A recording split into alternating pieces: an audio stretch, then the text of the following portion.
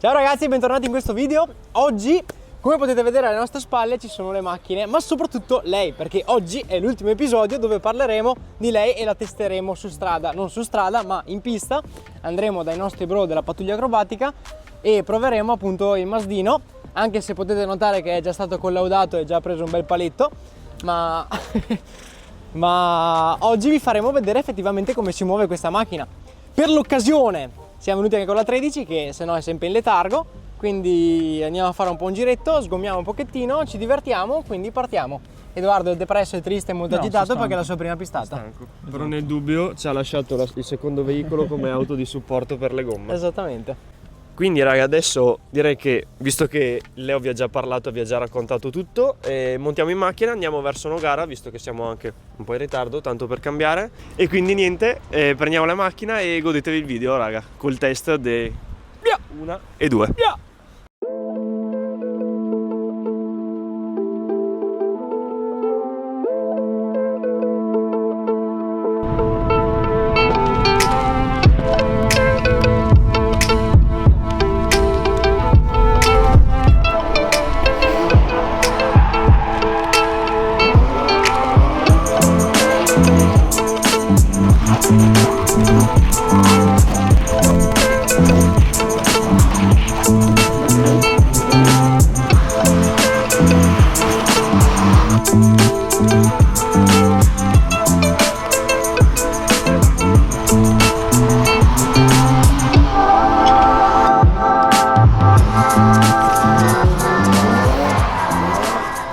Bene ragazzi, siamo appena arrivati qua, come potete vedere questa è la pista, eccoci. Adesso c'è il Bombi che sta andando a recuperare un casco perché ovviamente ce lo siamo dimenticati. Nel frattempo Edo sta riscaldando la macchina perché ci siamo fermati giustamente per cambiare le gomme. Questa tra un po' ci faccio un girettino, adesso è bello carico. Adesso vi faccio vedere la faccia della tensione. La sua prima pistata, guarda che stress, guarda che stress. Mamma mia! Raga, adesso scrivete sotto nei commenti secondo voi in che marcia gireremo in questa pista. Con le 14, no, sono le 15. Quando monteremo le 14. A parte questo, la 13 sembra comportarsi abbastanza bene. Ci sta, era da tanto tempo che non andavamo a sgommare. E niente, vediamo. Dai, siamo veramente curiosi di vedere l'MX5 come gira. Ah sì, ultima cosa dell'MX5 anche che non vi ho aggiornato. Beh, intanto abbiamo cambiato lo scarico, abbiamo fatto più lungo e un po' più silenzioso. Dopodiché abbiamo aggiunto anche il freno a mano idraulico. Adesso vabbè non è montato però è qua. Adesso si vede, eccolo lì. Per il resto è come prima, la macchina va bene, ormai ci abbiamo fatto un bel po' di chilometri. Più o meno quanti chilometri hai fatto? 4.000 dopo la mappa. 4.000 km, quindi dai, sembra comportarsi molto bene, siamo contenti. E oggi vedremo effettivamente come va. Ora ragazzi, casco recuperato dal Bombi, partiamo, andiamo a fare un test, così Edo vede un attimo come si muove la macchina e toglie un po' di stress, soprattutto perché è troppo teso. Quindi partiamo ragazzi, dai, adesso vedete un po' di clip di Sgoomings.